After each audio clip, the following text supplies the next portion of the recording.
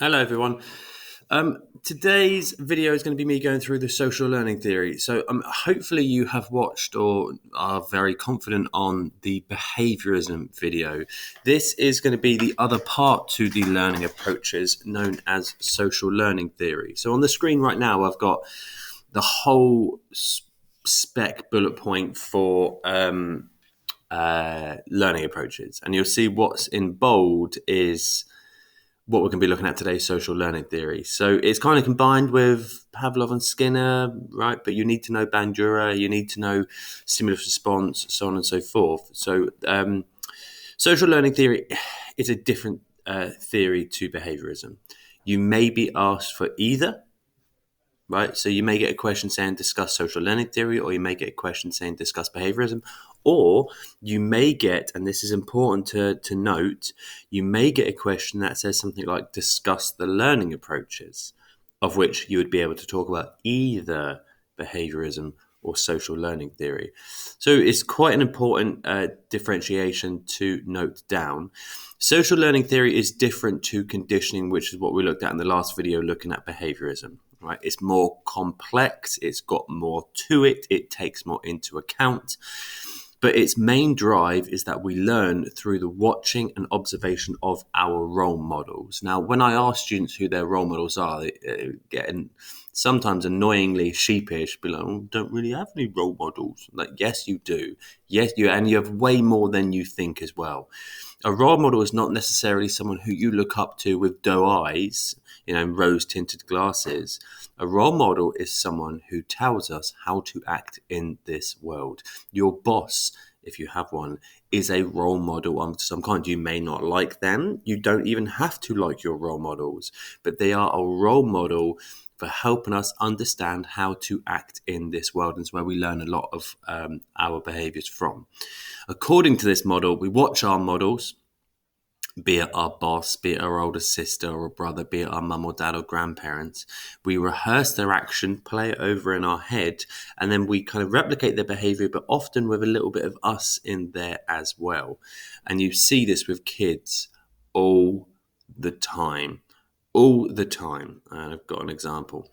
The main difference here, and again, this is what I'm trying to push at about a minute ago.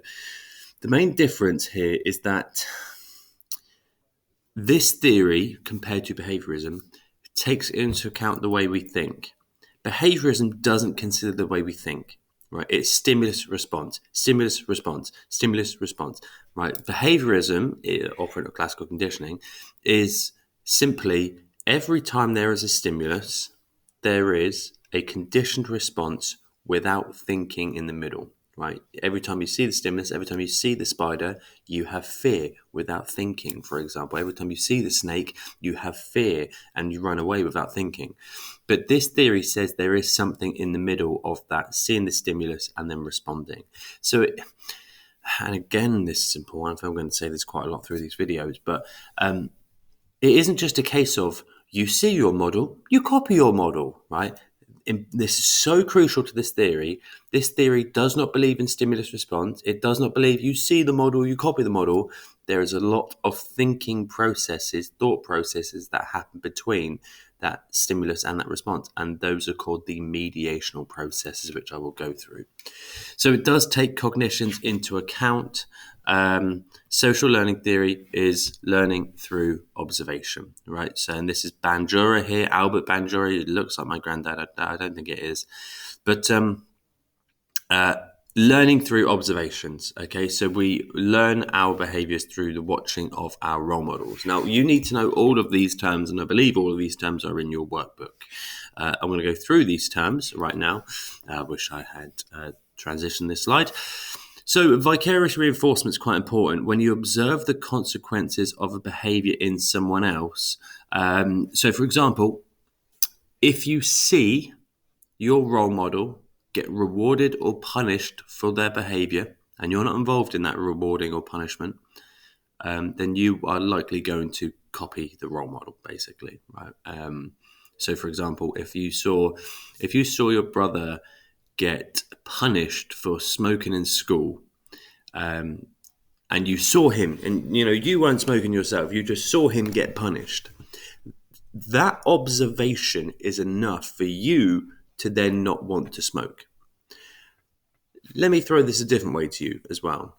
What happens if your brother wasn't caught smoking, right? But you saw your brother smoking at school behind the bike sheds with all the cool kids, and you saw how much people looked up to him or were scared of him or, thought he was pretty cool, etc., etc. Now, as a young, impressionable kid, you might look up at your older brother then and think, you know what?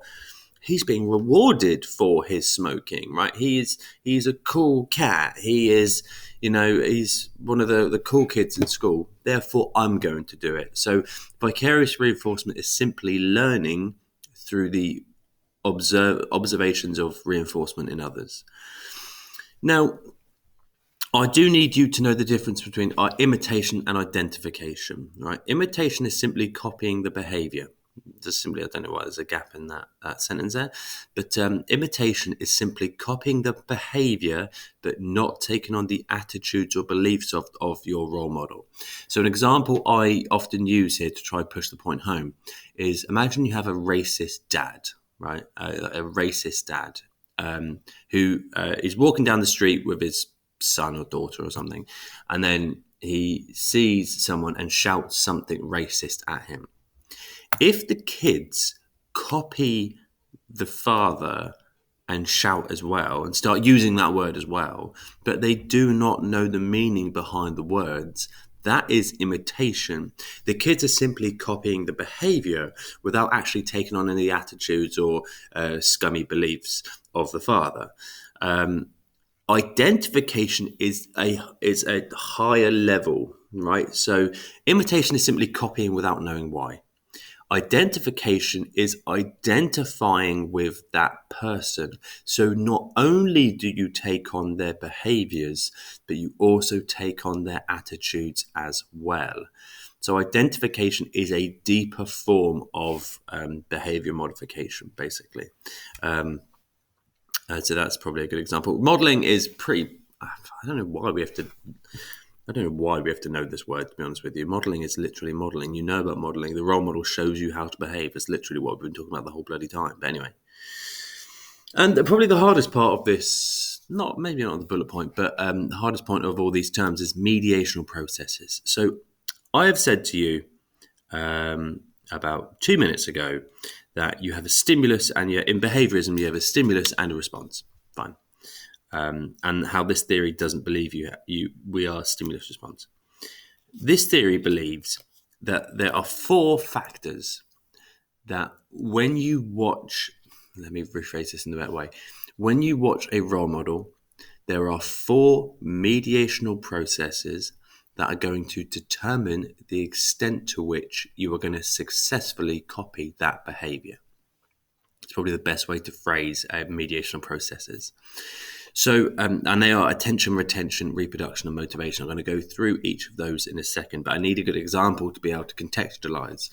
So the example I often use is my friend's ability to hit this really annoying fast backhand slice when we play squash. So I play squash with one of my best mates, and he's got this shot that I can't beat. Every time he hits this shot. Sorry, someone just came in the room then. So yeah, my friend's got this really annoying squash shot that he hits like full speed backhand, and every time he hits a shot, I basically can't beat it.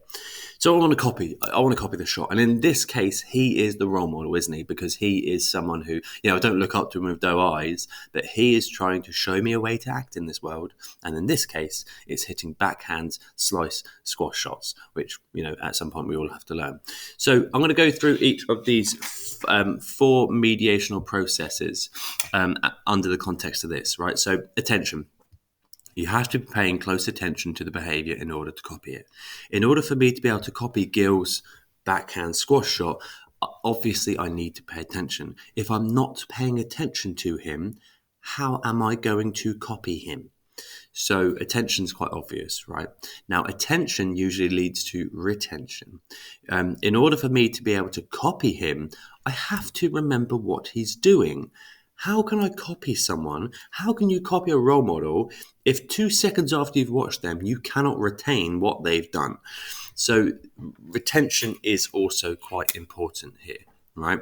Now, I can do both of those, right? Fine.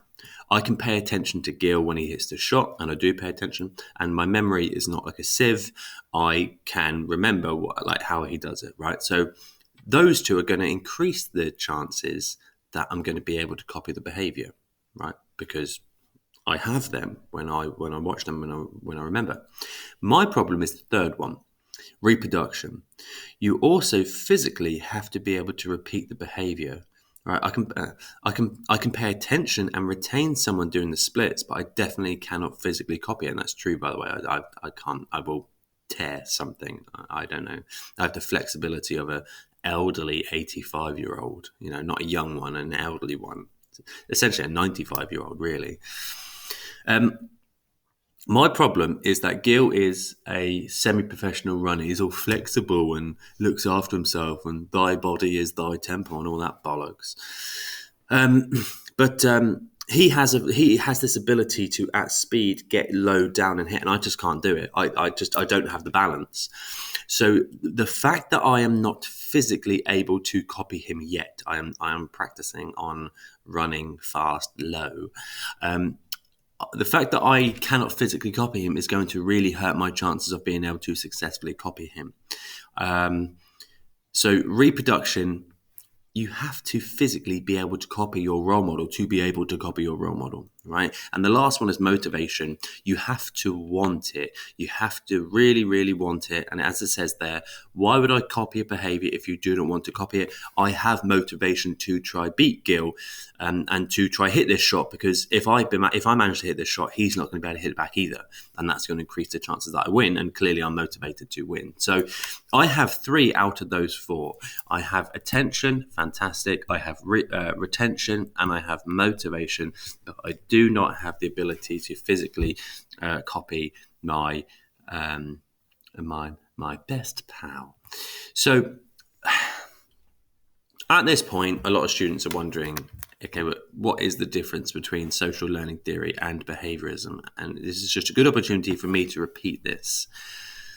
Behaviorism believes in stimulus response, right?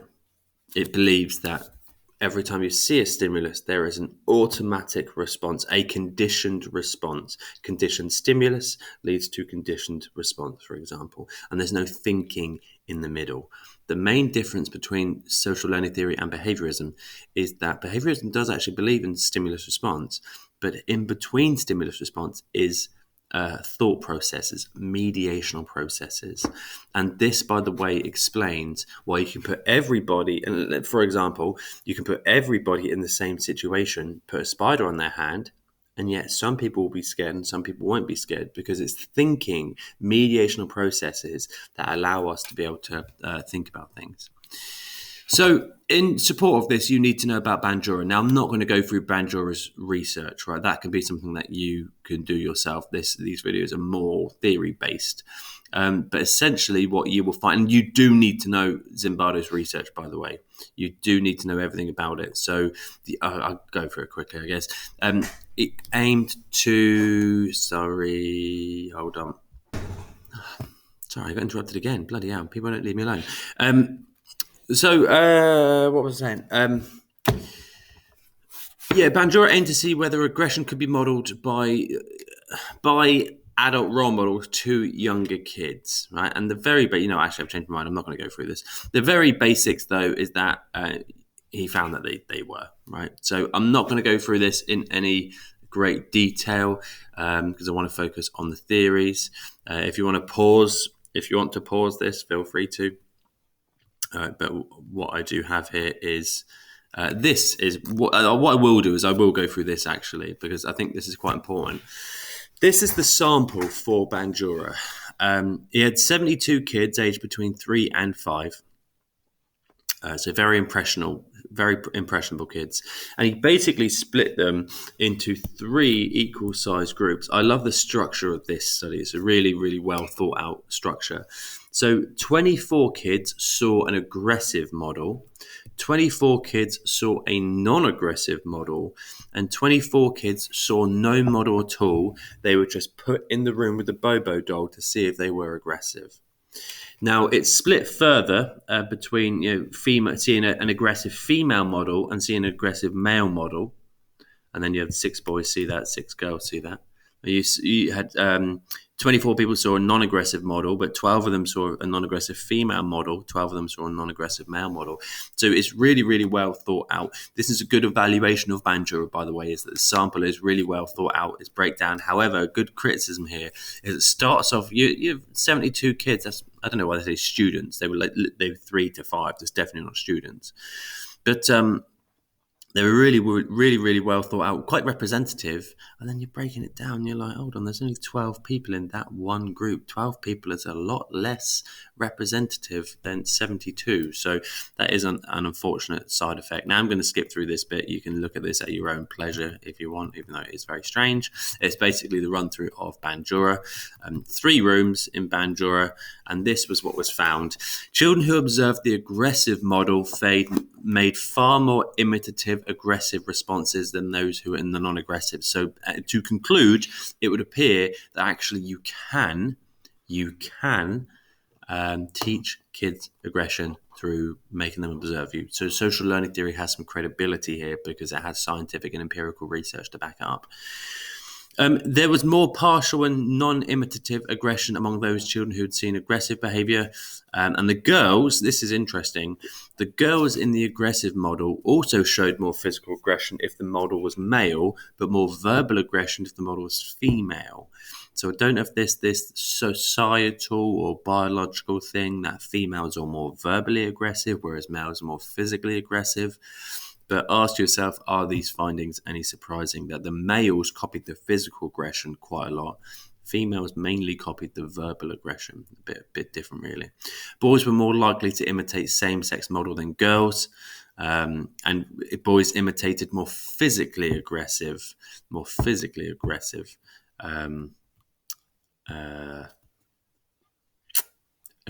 behavior. So the problem with this is you do have to evaluate Bandura and social learning theory, right? So you have some evaluations of Bandura on here. And then if we're looking just generally wider, you have some strengths and weaknesses for social learning theory as well. And I will go through these. So a good thing about this theory is that, again, so what I'm about to say is quite important because people get too involved in Bandura. Think about what I'm evaluating here.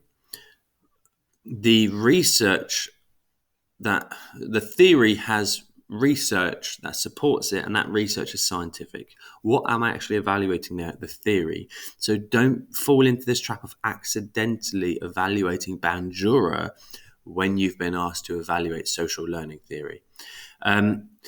So the theory is scientific, therefore it could be more valid as a result. The social learning theory actually considers thinking processes unlike the behaviorist approach, and therefore you could kind of argue that whilst it's not holistic, it doesn't take into account loads of things, you could say it's certainly more holistic than behaviorism because it takes cognitions into account. Why is that good? It makes it less narrow-minded. It probably therefore has more effective practical applications because it's taking more factors into account, and human behavior is complex. The other thing to do with this as well, like behaviorism actually, social learning theory has been used so much in explaining other behaviors. Addiction, for example, we copy smoking because our parents do it. Aggression, we copy because our parents do it. Racism, sexism, we probably copy because our parents do it. So it actually allows us to explain a hell of a lot of behavior, and therefore is actually quite useful. But however, it does not really pay any attention to biological approach, and it still ignores these factors of biology, completely ignores these factors of biology. So I've got a model comparison point here, and I've done the comparison to the behaviorist theory. One difference between these two is the extent to which they believe in stimulus response. Now, what I've got to do now is I need to give evidence for one side. Okay, so on the one hand, social learning theory considers mediational processes such as attention and reproduction and in between observing the behavior and the imitation of it. So it doesn't believe that children will simply copy everything they observe. Right, so you give evidence for one and then you have to give evidence for the other. Whereas, and you've got to use this, by the way, use this comparative language, whereas the behaviorist approaches fail to consider these processes, operant and classical condition, and believe that children will inherently imitate behavior they observe without considering any mediational processes, and then link back. Therefore, always start your link back with therefore. The social learning theory could be considered more holistic due to its multiple levels of explanation, including the cognitions of the observer. Ideally, I would have maybe included something to do with behaviorism in that link back, but what are you going to do? I've then done a non-comparative point here. The social learning theory has been one of the most successfully applied theories across the whole of psychology, and that's very true, by the way, absolutely. So what do we go for first? I'll go for evidence first. So I need evidence of this, right? So where is the evidence that this is actually successfully applied? For example, it's been heavily applied to explanations for addiction, and then another, for example, for some reason.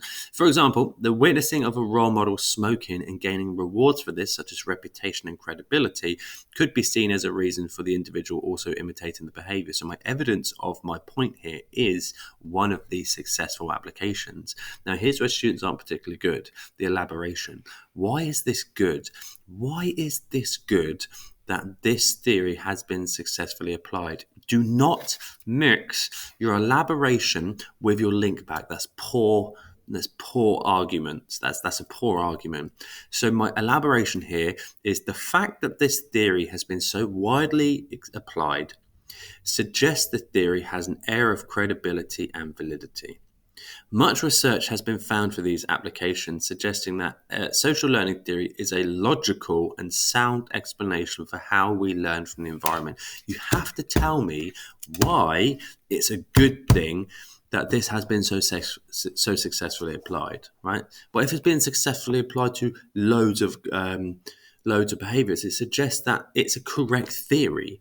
Therefore, as a consequence of these successful applications, social learning theory should be deemed as an explanation which holds a lot of face validity, which it does. All right. Exam questions, there's quite a lot. You may want to pause this one and have a look at it. 2020, this came up. 16 marker with a STEM. So, that is pretty much behaviorism. Sorry, no, it's not behaviorism, it's social learning theory. So I've been so put off by people coming in. That is social learning theory. I hope that was useful. You need to be able to compare social learning theory and behaviorism. That is a question I'm a bit worried about coming up. Hope this is useful. Bye.